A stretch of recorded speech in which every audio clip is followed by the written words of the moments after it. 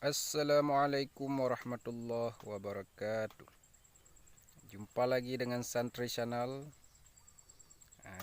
Inilah cara panen jagung manis Bonanza F1 ya. Ini umurnya sekitar 80 hari. 80 HST ya, 80 hari setelah tanam.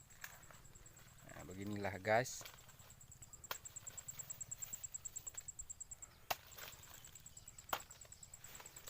Menurut pendapat kalian ya guys ya, ini telur apa ya? Ini kayaknya telur puyuh ya, putanan nih. Puyuh. Telur puyuh ya. Nah inilah guys. Buahnya ada 7 biji ya. Ini buah. Telur ya, telurnya ada 7 biji ya. Inilah guys. Ini penemuan baru. Kalau lampus lagi.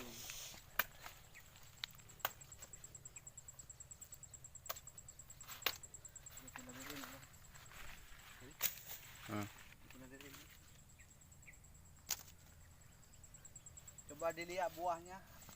Buahnya lumayan kecil-kecil ya guys ya.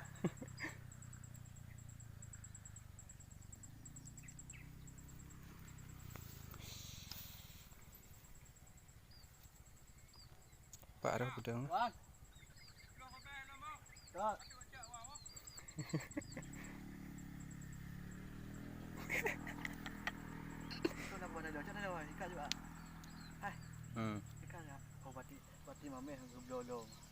Itu sudah ada yang petan guys.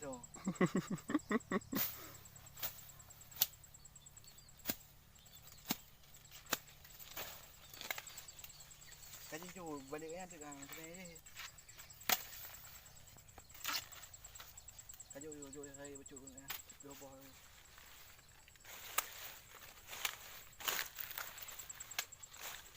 Inilah lahannya guys. Pak buah ni. Nyambe kayak na. Yang kebaki kan. Yang kehinan.